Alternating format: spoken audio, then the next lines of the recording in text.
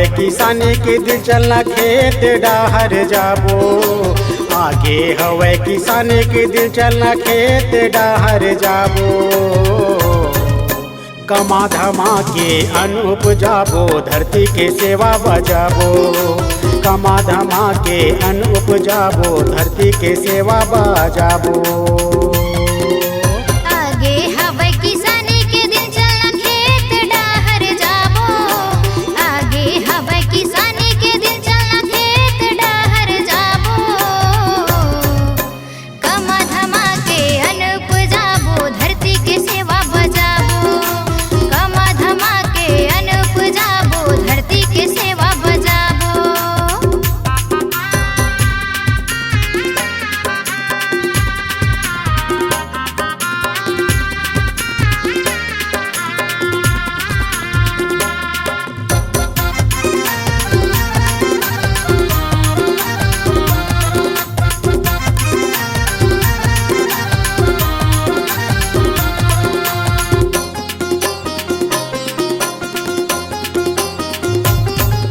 नांगर धर के जावत हमें हाँ बासी धर के आबे।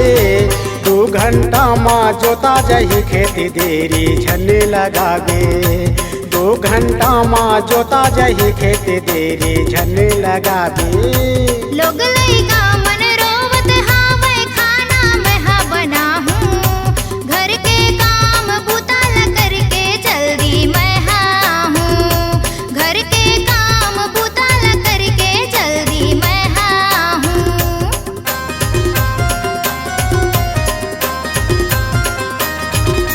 जैसे हमन कर्म कमाबो, वैसे फल ला पाबो।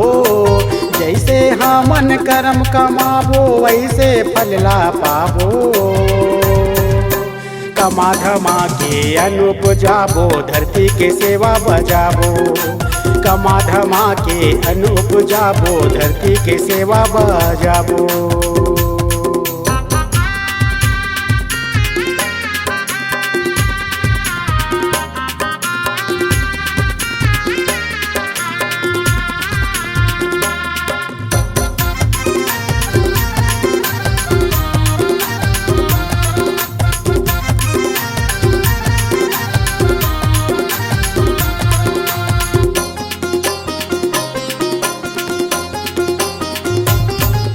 मोर मायारू बाबू के दादा आना त खाना खाबे।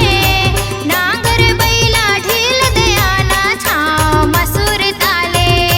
नांगर बैला ढील दे आना छाँव मसूर ताले। थोकिन बातें है हरिया जोते बर एला जोत के आहूँ। पेड़ तरी छाँव में बैठ के चटनी बासी लखाऊँ। पेड़ तरी छाँव में बैठ के चटनी बासी लखाऊँ।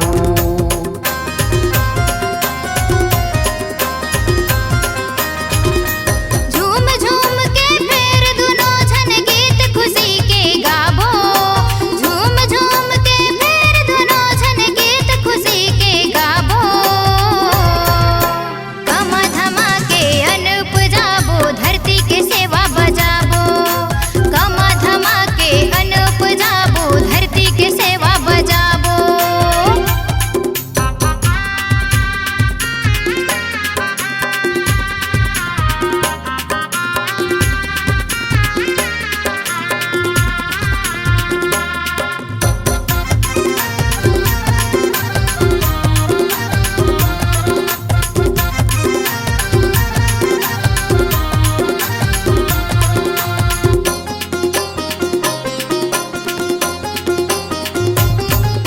रापा झुआला धर के ते हाँ मेड़ के गले सफाई। सुनता बांध के दोनों झन हाँ करबो सुघर कमाई। सुनता बांध के दोनों झन हाँ करबो सुघर कमाई। धरती दाई के दुलरवा बेटा हावस तैहा किसान। खेती किसानी के दिन हर आगे बोवत है सब धान। खेती किसानी के दिन हर आगे बोवत है सब धान।